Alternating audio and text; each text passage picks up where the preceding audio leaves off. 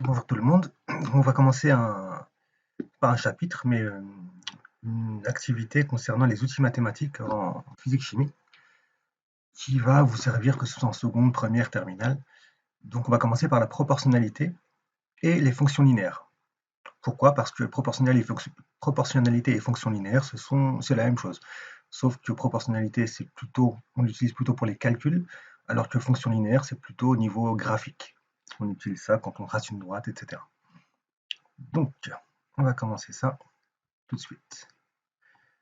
Je ne vais pas bien sûr donner toutes les définitions comme en mathématiques, je vais surtout insister sur l'utilisation qu'on en fait en physique-chimie, et surtout en chimie en ce début d'année en première spécialité.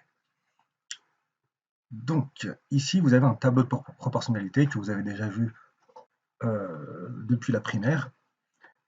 Qu'est-ce que ça veut dire un tableau de proportionnalité? Ça veut dire que vous avez une ligne de valeur qui concerne X par exemple, ça peut être par exemple le prix, et une autre ligne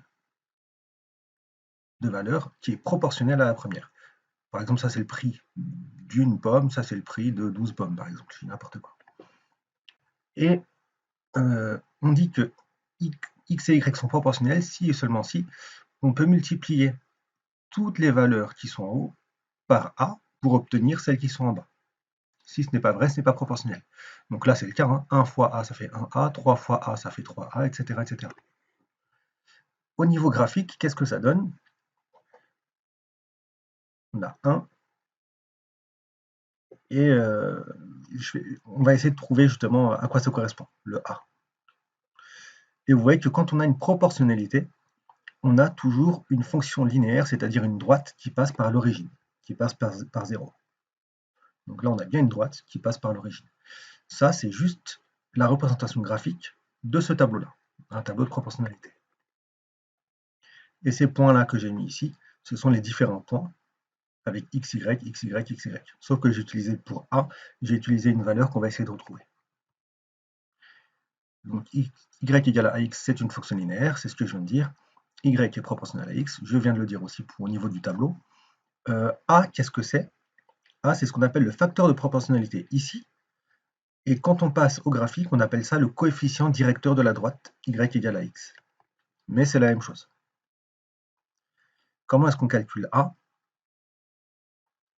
Deux façons de faire. Si vous avez le tableau de proportionnalité, vous pouvez faire directement y sur x.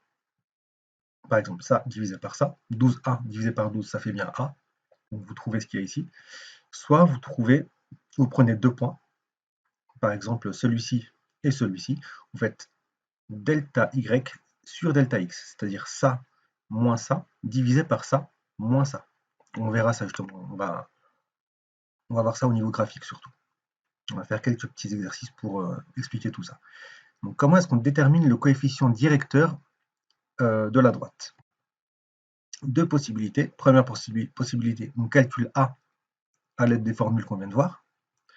Et deuxième, on le détermine graphiquement. On va essayer de faire ça. Donc premièrement, on va calculer A. Donc on choisit un point de la droite, celui-ci, le point A, qui est ici. Donc c'est le point d'abscisse 5. On a bien 1, 2, 3, 4, 5. Et d'ordonnée 2,5. Donc 5, 2,5. Ensuite, on utilise ce que je vous ai dit tout à l'heure, donc y divisé par x, et ça vous donne 2,5 divisé par 5. Donc 2,5 divisé par 5, ou alors ici 2,5 divisé par 5. Ça fait 1,5 ou 0,5. Donc le coefficient directeur de la droite, ici, est de 0,5, ou alors le coefficient de proportionnalité de ce tableau est de 0,5. On peut le faire d'une autre manière en choisissant deux points maintenant. Le point A et le point B.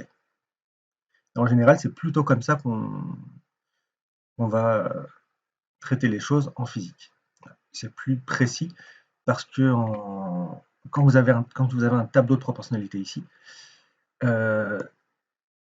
c'est pile poil, vous trouvez 1 fois A est égal à pile poil 1 fois A ici. Là, 3 fois A, vous avez pile poil 3 fois A ici, etc. etc. Mais quand vous faites des mesures, quand vous êtes en TP, vous avez toujours une marge d'erreur. Donc, c'est pas exactement la même chose, donc ce qui fait que vous n'aurez pas pile poil 1 fois A ici, pas pile poil 3 fois A ici. Donc ce qui fait que les points ici vont être légèrement décalés par rapport à la droite. Donc tous les points ne vont pas passer par la droite, mais globalement oui. Donc c'est pour ça que pour être plus précis, au lieu de prendre un seul point, imaginez que ce soit un point qui est complètement, où vous soyez complètement trompé en TP, sur ce point-là, ce qui fait que vous aurez complètement faux. Donc vous mieux prendre 2 points, et dans ce cas-là, on prend le point A et B, et on va faire delta x sur delta y. C'est quoi delta x sur delta y? Delta, je vous rappelle que c'est une variation. Donc c'est la fin moins le début. Donc delta y, ça va être yb moins ya. Donc b, c'est le point final, a, c'est le point initial. Donc yb moins ya, ça fait 12 moins 5. Donc ça fait 7. Donc, pourquoi? Parce qu'entre a et b, il y a bien 7 carreaux. Et xb moins xa, ça va faire 6 moins 2,5. Ça va faire 3,5. Parce qu'entre a et b, il y a bien 3,5 carreaux. Donc c'est très simple, ça va faire 7 divisé par 3,5, donc 1 demi, ou 0,5. On retrouve la même chose qu'avec la méthode précédente. Donc ça, c'est au niveau du calcul. Il faut savoir le faire, mais c'est vrai que quand vous avez une droite comme ça, que ce soit une fonction affine ou une fonction linéaire ou une fonction affine qu'on verra un peu plus tard, on peut trouver beaucoup plus simplement ce coefficient directeur ou ce coefficient de proportionnalité. Donc comment est-ce qu'on fait? Graphiquement, ne lisez pas ça, lisez-le chez vous si vous voulez. Je vais vous l'expliquer directement. Donc, on se place à un point, n'importe lequel. Imaginez que je me place à ce point-là. Le mieux, c'est que ce soit un point qui ne soit pas, par exemple, celui-ci. Donc ça, c'est pas pile poil sur des nombres entiers. Donc il faut que ce soit un point qui ait des coordonnées entières. C'est le plus simple. Vous vous décalez de 1 carreau vers la droite. Et vous voyez s'il faut que vous montiez ou que vous descendiez. Si vous devez monter pour retrouver la droite, votre coefficient directeur sera positif. Si vous devez descendre, votre coefficient directeur sera négatif. Et maintenant, de combien il sera positif? Il faut qu'on monte de combien pour retrouver la droite? De 0,5. Donc vous décalez de 1 et vous devez monter de 0,5. Donc ça veut dire que le coefficient directeur de la droite est de 0,5.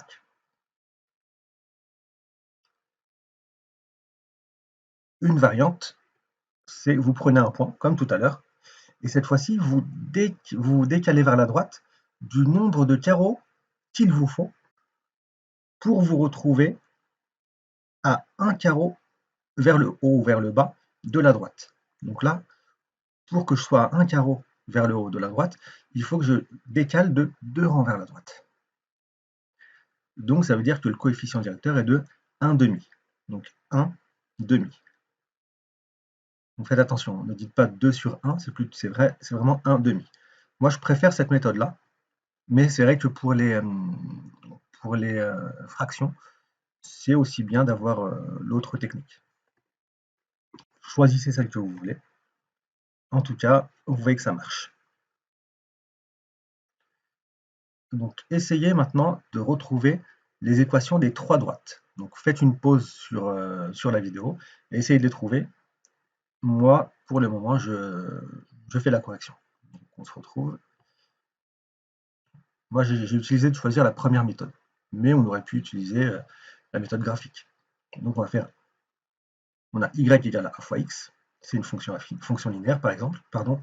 Donc a est égal à y divisé par x. C'est ce qu'on a ici, c'est ce que je vous ai dit depuis le début. Donc on va choisir un point. Pour chaque droite, on choisit un point. A, B, C. Le mieux, c'est que ce soit un point qui a des coordonnées entières. Donc tomber pile poil à une intersection.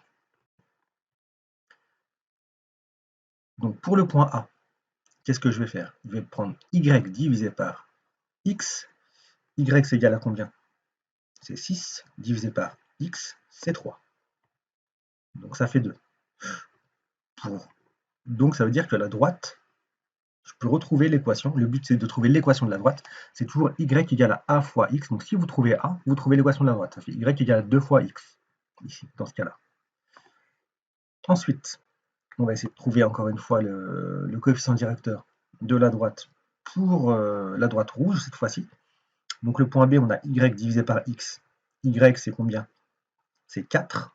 Vous voyez ici que si je me trouve sur le point B, son ordonnée est à 4, donc il y a bien 4 carreaux, et son abscisse est à 8 carreaux. Donc vous comptez, vous trouvez 8. 4 divisé par 8, ça fait bien 1 demi. Donc cette fois-ci, la droite a pour équation y est égal à 1 demi fois x, ou alors 0,5 x. Pour la troisième droite, donc la verte, cette fois-ci, on a toujours y sur x. Pour être précis, vous avez remarqué que je mets à chaque fois y de tel point, y de c sur x de c. Donc ça, c'est la bonne façon d'écrire. Mais c'est vrai que quand je parle à l'oral, je ne le dis pas forcément.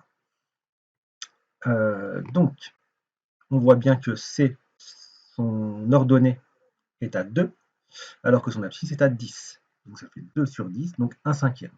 Donc l'équation de la droite est de y est égal à 1 cinquième de x, ou alors 0,2 x, parce qu'un cinquième, ça fait 0,2. Donc voilà pour les petits exemples sur les coefficients directeurs et les équations des droites qui passent par l'origine, donc des fonctions linéaires. C'est pas plus difficile que ça. Donc si vous n'avez pas très bien compris, essayez de faire des exercices ou essayez de revoir la vidéo rapidement. Autre petit exercice, déterminer y pour lequel x est égal à 8. Donc ça veut dire que vous devez trouver f de 8. Donc vous avez x est égal à 8. C'est où? C'est 1, 2, 3, 4, 5, 6, 7, 8. On est ici. On doit trouver le y. Donc premièrement, on peut le faire à l'aide de la formule y égale à a fois x. Deuxièmement, on peut le faire graphiquement. On peut le déterminer graphiquement. C'est le plus simple. Et troisièmement, on peut réaliser un produit en croix. Donc ces trois manières de faire sont bonnes. On va commencer par la première, par le calcul. Donc on choisit un point, n'importe lequel. Ici, on a choisi le point qui a pour coordonnées 5, 2,5.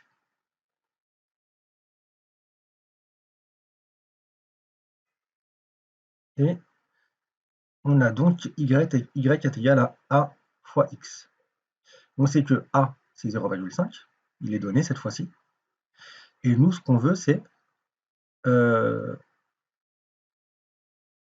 dis n'importe quoi, en fait, on ne choisit pas de point. J'ai fait du copier-coller.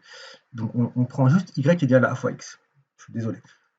On reprend et on va juste remplacer a par 0,5, donc sa valeur, et x par...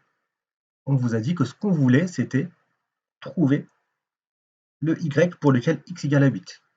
Donc si x égale à 8, on remplace x par 8.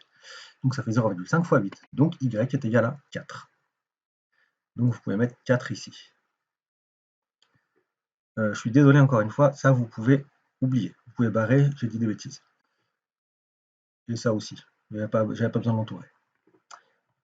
Deuxièmement, graphiquement, c'est encore plus simple. Vous vous placez à x est égal à 8, donc 1, 2, 3, 4, 5, 6, 7, 8. Donc on est ici. Vous faites un projeté orthogonal sur la droite et on trouve l'ordonnée qui est égale à 4. Donc on trouve la même chose. Troisième méthode, cette fois-ci, produit en croix. Cette fois-ci, on prend deux points, dont celui que vous voulez. Donc ce point-là, il faut le prendre absolument. Et on en prend un autre. Par exemple, on va prendre celui-ci. 3, 1,5. C'est ce que j'ai fait ici. Et vous faites juste un produit en croix. Vu que c'est un tableau de proportionnalité, donc il faut faire, c'est un produit en croix ici. Donc vous savez que cette valeur-là est égale à ça fois ça divisé par ça. Donc 1,5 fois 8 divisé par 3. Et si vous prenez vos calculatrices, 1,5 fois 8, ça fait 12, divisé par 3, ça fait bien 4. Donc avec les trois méthodes, on retrouve la même chose, y est égal à 4. Le plus simple, bien sûr, ici, c'est graphiquement. Mais vous devez savoir à peu près tout faire. À partir de là, on a bien une fonction linéaire y est égal à a fois x. Donc à partir de cette équation-là, parfois on vous demandera de trouver a. C'est ce qu'on a fait justement ici, mais je ne vous ai pas montré comment est-ce qu'on a fait pour avoir a est égal à y sur x. Parfois on vous demandera de trouver x, etc. Donc comment est-ce qu'on trouve, on résout une équation simple, du style a fois x. Donc y est égal à a fois x, ou alors a est égal à y sur x. Donc c'est deux équations très simples, il y a juste trois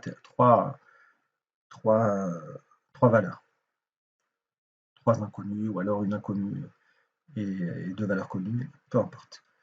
Donc on veut isoler A. Comment est-ce qu'on fait? Donc, ce qu'il faut savoir, c'est que vous avez d'un côté Y, d'un autre côté A fois X. Vous voulez isoler A, ça veut dire avoir le A tout seul ici. Donc qui est-ce qui va m'embêter? Ici c'est le X. Donc si je veux enlever le X, je dois trouver une opération qui va m'annuler ce X là. Pas forcément annuler, mais qui va m'enlever ce X là. Comme le A il est multiplié par X, quelle est l'opération qui va pouvoir me permettre d'enlever ce X? C'est une division. L'inverse de la multiplication, c'est la division. L'inverse entre parenthèses. Entre guillemets, pardon. Donc on fait l'opération inverse. Donc si je dois diviser ici par x, je suis obligé de diviser de l'autre côté par x aussi. Vu que c'est une égalité, je dois faire la même chose des deux côtés. Et cette fois-ci, on a x divisé par x ici. 2 divisé par 2, ça fait 1. 3 divisé par 3, ça fait 1. 5 divisé par 5, ça fait 1. Donc si vous avez x divisé par x, donc c'est la même lettre. Donc ça fait 1 aussi. Et a fois 1, ça fait a. Donc finalement, vous avez bien isolé a. Il ne vous reste plus que a. Donc a est égal à y divisé par x. Et on retrouve ce qu'on a utilisé tout à l'heure pour retrouver le coefficient directeur de la droite. Maintenant, si on veut isoler x, cette fois-ci, on fait la même chose, sauf que c'est x qu'on veut isoler, qu'on veut avoir tout seul. Ce qui va nous gêner, c'est a. A est multiplié par x, donc on va tout diviser par a, cette fois-ci, pas par x. Pourquoi? Parce que a divisé par a, ça va faire 1, et 1 fois x, ça fait x. Donc cette fois-ci, c'est comme si que ça simplifie en fait. Les deux a se simplifient, comme les deux x se simplifiaient aussi. Et on trouve x est égal à y divisé par a. Donc ça, c'est valable pas seulement pour y est égal à a fois x. Par exemple, si on vous dit que P égale à m fois g, donc le poids est égal à la masse fois l'intensité de la pesanteur, vous voulez trouver m, vous faites la même chose. Vous voulez isoler g, vous faites la même chose. Maintenant, on veut isoler y, mais pas à partir de cette équation, parce qu'il est déjà isolé ici. On a déjà y est égal à a fois x, donc on sait qu'on devra trouver ça. Mais à partir de cette équation, imaginez que vous ayez une équation de ce type-là. A est égal à y sur x. Vous voulez isoler y cette fois-ci. Comment est-ce qu'on fait? Donc y, je veux l'avoir tout seul. Ce qui m'embête, c'est le a. Donc le a, je veux l'enlever. Comment faire? Y est divisé par a. Donc pour enlever le a, il faut que je multiplie par a, des deux côtés. D'opération inverse, comme d'habitude. Donc je multiplie par a de ce côté-là, et je multiplie par a de ce côté-là. Ces deux a vont se simplifier. A sur a, ça fait 1, et 1 fois y, ça fait y. Et il me restera a fois x. Donc voilà. Et la même chose pour si on veut isoler a, mais cette fois-ci, pas à partir de cette équation, mais à partir de cette équation-là. Ah, je me suis trompé, je pense. C'est plutôt isoler x. Ah non, c'est ici que je me suis trompé, désolé. C'est ici que je me suis trompé. C'est pas à partir de a égale y sur x, c'est à partir de x égale à y sur a. Peu importe. Donc, comment est-ce qu'on va faire pour isoler a? Donc le plus simple ici, pour ne pas vous tromper, parce que la plupart du temps vous vous trompez, mais je vais vous donner une petite astuce juste après, c'est d'abord d'avoir le a, donc ce que vous voulez isoler, au numérateur et pas au dénominateur. Donc d'abord on va remonter le a. Pour le remonter, il faut multiplier par a ici et par a ici. Donc c'est ce qu'on a fait juste avant. Les deux a se simplifient, et on se retrouve avec l'équation y est égal à a fois x. Et finalement, on n'a plus qu'à faire ce qu'on a fait de l'autre côté. Et cette fois-ci, on divise par x pour isoler le a. Donc on divise des deux côtés par x, parce que là, on a multiplié par x. Et ces deux x vont se simplifier. Il ne restera plus que y divisé par x. Donc voilà, maintenant je vais récapituler en vous disant qu'on peut faire ça automatiquement sans passer par les divisions, les multiplications, etc. On peut raisonner comme si on se disait qu'on allait passer un terme de l'autre côté. Par exemple, ici, on a y est égal à a fois x. On veut isoler a. Donc ça veut dire que ce qui me gêne, c'est le x.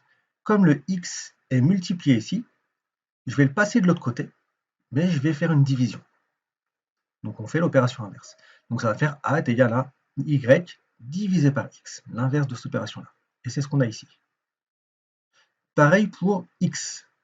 On a a fois x. Si on veut isoler le x ici, on va passer le a de l'autre côté. Donc on aura y divisé par a. C'est ce qu'on a ici. Pareil ici, si on veut isoler y, on doit enlever le a, mais comme le a est divisé ici cette fois-ci, on va le multiplier de l'autre côté. Donc ça fait a fois x. Et ici, en fait, comme on veut isoler le a, il faut d'abord le remonter de l'autre côté, on va le multiplier, et lui ensuite on va le redescendre, donc le diviser, parce qu'il sera multiplié avec le a. Donc c'est une double opération. Donc on monte celui-là, puis on redescend celui-ci. Ça fait a est égal à y sur x. Donc voilà. Maintenant, quelques petits exercices. Je vous laisse essayer de les faire tout seul. Mettez pause et ensuite on se retrouve pour la correction très très rapide. Donc vous avez pour le premier calculé une concentration à partir de la quantité de matière et du volume. Bon, par définition, vous savez que la quantité de matière est égale à la concentration molaire ou en quantité de matière par le volume. On doit isoler C cette fois-ci. Comment est-ce qu'on isole C? Le V, on va le passer de l'autre côté, comme il est multiplié, on va le diviser. Ça fait C sur V. Donc ça, c'est la façon rapide que je vous ai expliqué. Sinon, vous vous dites que vous voulez isoler C, donc vous devez diviser par V pour enlever le V. Donc vous divisez de l'autre côté aussi par V. Ensuite, ça se simplifie, on a C est égal à N sur V. C'est ce que j'ai mis ici. Vous n'avez plus qu'à passer à l'application numérique. Ça, c'est ce qu'on appelle l'expression littérale. Quand on vous dit de calculer C, vous devez d'abord trouver une expression avec les lettres qui correspondent, sans passer par les valeurs numériques. Et une fois que vous avez l'expression, donc C égale à N sur V, qui s'appelle l'expression littérale, vous passez à l'application numérique, donc vous remplacez N et V par les valeurs que vous avez. Donc 1,2 pour N et 3 pour V. Ah, je me suis trompé, pardon, c'est 3,0. Donc je me suis trompé, désolé. Donc ça fait 0,4 mol. Donc comme je me suis trompé, ici, vous verrez au cours suivant que j'aurais dû écrire pas 0,4 mais 0,40. Mais ça, on verra ça au cours suivant. Ensuite, on doit calculer V. Donc, on doit l'isoler à partir de la même expression. Par définition, on a N égale à C fois V. Cette fois-ci, on va diviser par C. Ça se simplifie. Et il nous reste V égale à N sur C. Et l'application numérique nous donne N, c'est 1,6. C, c'est 0,2. Donc, ça nous donne 8 litres pour le volume. Ensuite, on doit calculer M. Donc, on doit l'isoler à partir de l'expression que vous connaissez. La quantité de matière, c'est la masse de l'échantillon divisée par la masse molaire de ce qui constitue cet échantillon-là. Donc, N égale à M sur M, petit m sur grand M. Pour isoler M, on doit enlever le grand M. Comme il est divisé, on va le multiplier de l'autre côté. Ça va faire petit n fois grand M. Voilà, c'est ce qu'on a ici, directement. Et si vous avez plus de mal, vous faites comme ça. Donc, je réexplique peut-être. Comme on avait M divisé par M, ce que je dois isoler, c'est le petit m. Donc, pour enlever le grand M, il est divisé ici. Je le multiplie des deux côtés. Ensuite, les deux m se simplifient. Il me reste petit n fois grand M. L'application numérique nous donne petit n égale à 0,50 fois 18. Donc ça donne 9 grammes. Et ensuite, le volume molaire, vous connaissez aussi l'expression de la quantité de matière qui est égale au volume divisé par le volume molaire. En seconde, vous ne l'avez peut-être pas encore vu. Normalement, vous deviez l'avoir vu.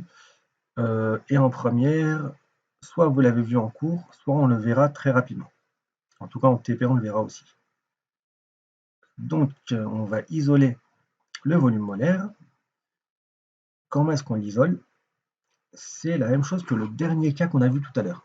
Donc celui-ci est au dénominateur, donc le plus simple c'est de le monter d'abord, et on va faire redescendre celui-ci. Donc ça va faire V divisé par N. Et ensuite je vous montre comment est-ce qu'on fait, en fait les deux étapes, comment est-ce qu'on les a fait en vrai. C'est que le Vm, volume molaire, pour le remonter, pour le passer au numérateur, on va multiplier des deux côtés par Vm, c'est ce que j'ai fait ici. Donc là ça va se simplifier. Il nous restera Vm fois N égale à V. Donc c'est la même chose ici. Et ensuite, comme je dois isoler Vm, j'ai N fois Vm, donc je vais diviser le tout par N, et des deux côtés. Et ça va se simplifier ici. On aura Vm est égal à V divisé par N. Ensuite, on passe à l'application numérique. Le volume, qu'on vous donne, c'est 12 litres, et la quantité de matière, c'est 0,5.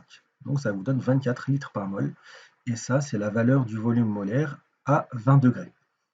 Quand on n'est pas à 20 degrés, le volume molaire n'est pas forcément à 24 litres par mol, donc ça varie. Par exemple, à 0 degré, il a 22,4 litres par mol. Ça, vous verrez ça en TP. Voilà, j'espère que j'ai été assez clair. Désolé pour les petites erreurs qui sont glissées dans le diaporama. À une prochaine pour une prochaine vidéo. Au revoir.